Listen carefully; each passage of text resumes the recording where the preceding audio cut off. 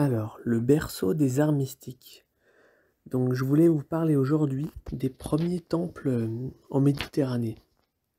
Donc, c'était des lieux fréquentés par les premiers érudits, des lieux de la philosophie et des arts, des lieux de science et de politique. Ces lieux étaient par conséquence pour eux aux différentes cultures de la Méditerranée, et donc un alliage grec, égyptien, assyrien, etc. Parce que la vérité transcende les divergences culturelles et politiques, les contingences, etc. On a aussi, très important, la bibliothèque d'Alexandrie, qui était un bon exemple. Elle se voulait universelle, afin de rassembler l'ensemble des connaissances et des savoirs pour être le phare de l'humanité.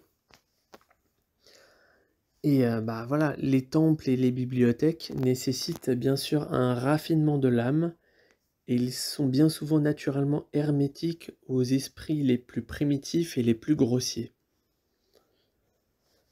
Donc l'ensemble de ces lieux sont le berceau du judéo-christianisme.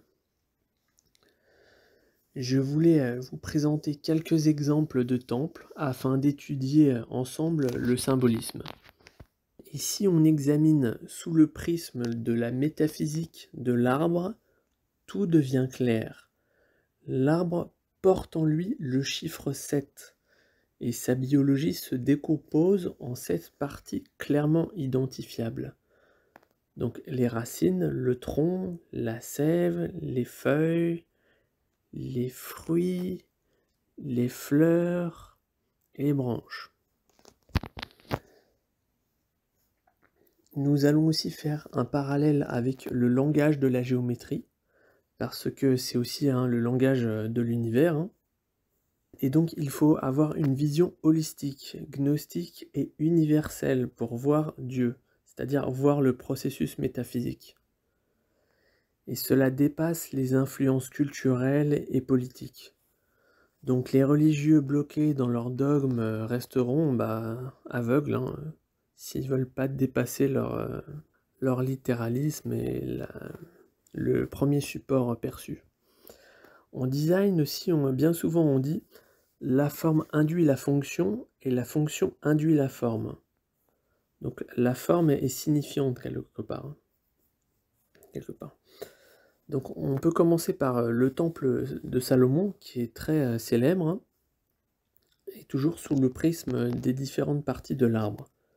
Donc si on démarre au niveau des branches, des bourgeons, donc on peut les associer à la menorah, au chandelier à 7 branches. Donc les chandeliers, c'est la lumière spirituelle de la salle du trône, c'est la couronne de l'arbre. Donc la bougie, c'est le sommet de la tête, comme une torche. Pareil aussi, on peut associer l'arche d'alliance, donc c'est aussi très proche de l'arc-en-ciel, et il contient le sceptre, la torche, le premier bourgeon.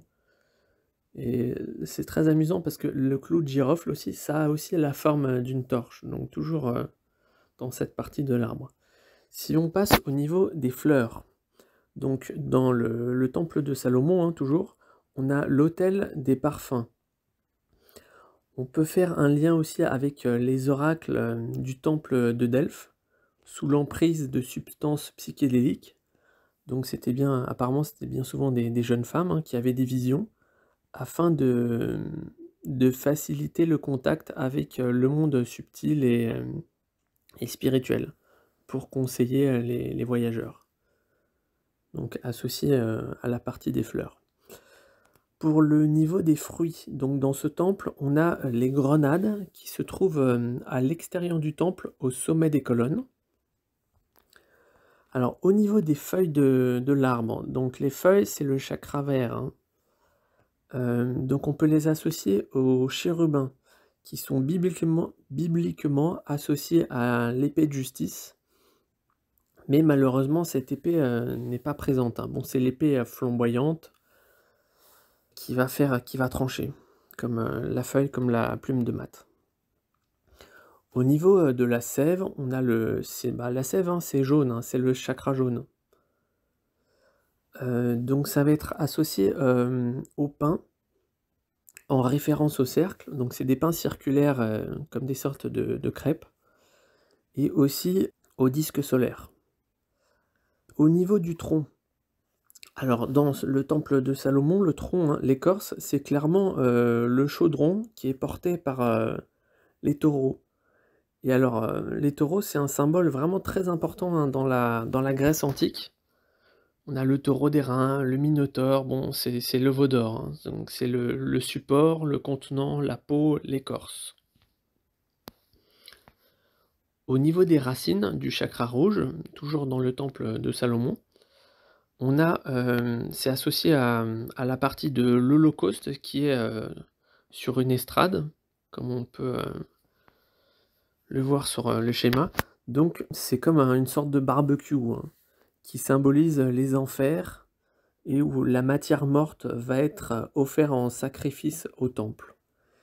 Et quelque part aussi, chaque être vivant porte l'Holocauste, en lui, en particulier au niveau du sacrum. Donc dès qu'on mange quelque chose, ça va être digéré, ça va être absorbé, par la partie, du sacrum. Donc c'est par les racines aussi de l'arbre que la matière morte va être captée afin de transformer cette matière, ce plomb, en or, en sève. Donc il semblerait aussi que dans ces temples, le repas soit directement, pratiqué dans le temple. Et c'est très amusant aussi parce qu'on a le tableau de la scène, du Christ, le repas du Christ, s qui se passe dans un temple. Mais bon, dans les églises chrétiennes, on remarque aujourd'hui, hein, que le repas n'est plus vraiment pratiqué dans le temple, que c'est devenu complètement, symbolique, hein, beaucoup plus symbolique. Donc, je voulais aussi vous parler de différentes mosaïques dans des temples aussi du Moyen-Orient. Alors, on va commencer par le temple, la mosaïque de Beth Alpha. Donc, dans la partie haute, on a les chandeliers, on voit bien la montagne en forme triangulaire qui monte vers le ciel. Au centre, on a bien le cercle qui fait référence aussi au cycle du soleil et aux 12 signes astrologiques. Et ce cercle est contenu dans un carré. Donc on retrouve la symbolique du cercle et du carré. En bas, on a le chaudron qui est bien identifiable. Et tout en bas, on a comme un seuil qui fait certainement référence à une porte. Donc c'est très intéressant, on retrouve toujours les mêmes symboles, hein. Dans le temple de Amat Tiberias, pareil, donc au sommet, on retrouve les chandeliers, la montagne triangulaire, au centre, le cercle astrologique contenu dans un carré, et en bas aussi, on a différents carrés qu'on retrouve. Donc toujours l'idée du contenu et du contenant, hein, très important. Et pour ce dernier temple, qui s'appelle Séphoris, donc là c'est beaucoup plus détaillé, donc c'est assez intéressant. Donc au sommet, on commence par une sorte de couronne, hein, qui est associée au ciel, et on pourrait se dire qu'il y a comme des bourgeons qui sortent de cette couronne. Donc toujours associé au ciel, on a aussi toujours les chandeliers, avec le triangle qui symbolise la montagne, le sommet du temple. Après, bon, c'est moins clair pour certaines autres parties, mais on a comme des fruits, une récolte de fruits. La partie des fleurs est moins identifiable, mais on retrouve le cercle avec les différents signes astrologiques contenus dans un carré toujours. Et là, on voit bien qu'au centre, hein, c'est un culte solaire, hein. Et tout en bas, on retrouve la porte. Donc la porte semble vraiment être très importante et elle est associée à la partie basse aussi du temple, hein.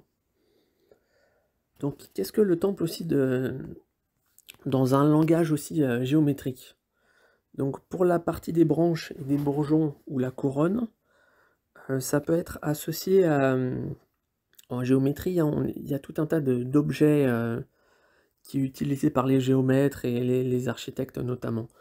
Donc dans la partie haute de l'arbre qui est associée aux branches, aux bourgeons et à la couronne, on peut y associer le compas, qui a une forme triangulaire qui pointe vers le ciel, et en général avec un angle aigu, pour exprimer aussi la verticalité de Dieu et l'éloignement aussi avec la terre.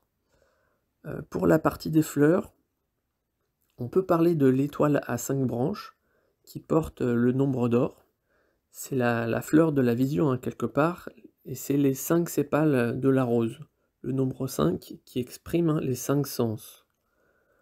Pour la partie des fruits, on peut associer la forme géométrique de l'œuf, qui exprime la naissance.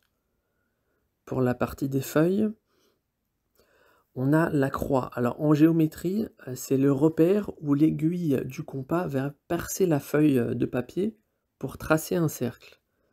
Donc c'est là l'origine cachée de la croix du Christ. Il y a un lien aussi avec le sternum, parce que le sternum aussi dessine une croix, la forme des os du corps. Le sternum dessine une croix, c'est juste devant le cœur, donc d'où l'importance de la croix. Et donc renier le symbolisme de la croix, c'est aussi renier le langage de l'univers, hein. Donc c'est absurde, hein. C'est aussi la force de la symbolique chrétienne qui met la croix au centre du temple.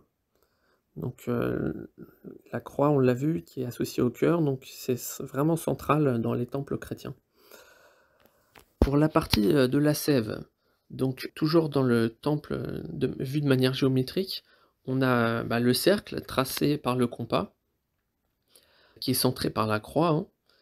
C'est le contenu, c'est la substance de vie, c'est comme un ciment, c'est la sève de l'arbre, c'est le sang.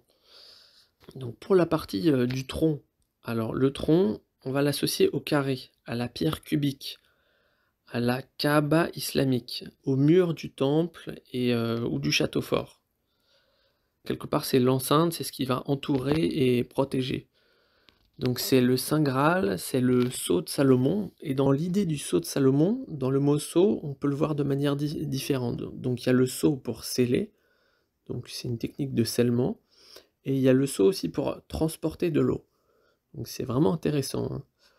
Alors si aussi nous nous intéressons à une ruche d'abeilles, donc les alcôves sont hexagonales.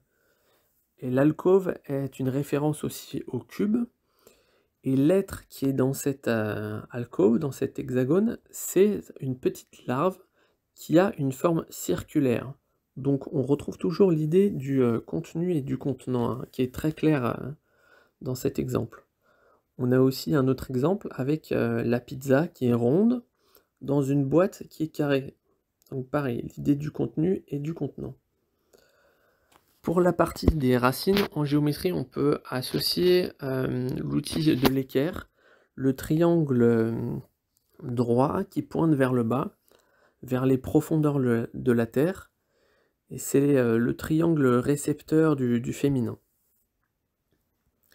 On va passer à la symbolique un petit peu plus chrétienne dans les églises. Qu'est-ce qu'on observe un petit peu comme symbolisme? Donc toujours sur la structure de l'arbre, tout est beaucoup plus clair. Donc si on commence par les branches, la partie de la couronne de l'arbre, on a dans beaucoup d'églises, on a le delta lumineux, c'est un triangle où est inscrit le nom de Jéhovah, souvent doré, et donc ça représente la montagne du ciel, la montagne de Sion, le mont Golgotha, la toiture avec des bourgeons, c'est l'agneau pascal et le bélier du printemps. D'ailleurs, les petites cornes du bélier font penser à la forme d'un bourgeon. Donc c'est très amusant de voir les parallèles, hein. Pour le niveau des fleurs, alors dans l'église, les fleurs, ça va être les vitraux, le corps vitreux dans l'œil. C'est ce qui va laisser rentrer la lumière dans le temple et donner la vision. C'est comme des yeux, hein, les fenêtres, c'est comme des yeux. Et d'ailleurs, certains vitraux, on les appelle des roses dans l'église. Pour la partie des fruits, dans le temple chrétien, on a les cloches. Et les cloches, c'est le symbole, C'est le symbole des fruits, c'est notamment le symbole de la parole, donc ça, parce que ça émet du son. C'est aussi lié à Pâques et aux œufs de Pâques. Donc on a vu le rapport des œufs avec les fruits, donc c'est assez évident, hein. Pour les feuilles, on revient sur la croix, sur le sternum, sur l'âme et sur les plateaux de justice. Puisque aussi la forme de la croix, c'est aussi la forme d'une épée. Et l'épée exprime l'équilibre. Et quand on écarte les bras, par exemple le funambule qui écarte les bras pour marcher droit, ça représente cette idée d'équilibre. Et le corps va former cette position en croix qui représente cette justice. Cette épée flamboyante, c'est aussi la plume de mat, parce que les plumes, c'est aussi la continuation des mains. Et les poumons, les feuilles, c'est les poumons, c'est la respiration. Donc si on passe à la sève, donc dans le temple chrétien, la sève, c'est les hosties. D'ailleurs, c'est jaune aussi comme la sève, et c'est rond comme le disque solaire, c'est circulaire. C'est le contenu. C'est aussi comme le vin, le sang du Christ, qui est toujours la sève de l'arbre. Donc pour la partie du tronc, l'écorce, dans le temple chrétien, c'est le Saint Graal, c'est le contenant. Et bien sûr aussi les murs de l'église, la pierre. Mais l'élément central, c'est le Graal, c'est la coupe qui va contenir. Pour les racines, dans le temple chrétien, c'est la porte. C'est l'entrée de la grotte. Et la grotte, c'est le monde souterrain, c'est le royaume d'Hadès. C'est par là que se fait l'entrée. Et d'ailleurs, on trouve sur la porte, au niveau de la porte, dans de nombreuses églises, des draps de couleur rouge, parfois aussi un tapis rouge. Donc c'est lié aussi, on peut aussi parler aussi du rituel du lavement des pieds, qui est associé aussi aux racines. Les pieds, c'est aussi la partie du corps qu'on peut associer aux racines. Et donc, pour finir, je voulais reparler de ce triptyque que vous devez maintenant mieux comprendre, que je vous ai présenté précédemment. Et maintenant, tout devient beaucoup plus clair. Ce langage devrait devenir évident à vos yeux maintenant. Donc le symbolisme, c'est un langage, et plus votre langage est élaboré et développé, plus votre âme, plus votre esprit peut faire preuve de sensibilité et de finesse. Je pense qu'on a fait le tour, donc je vous souhaite une bonne soirée.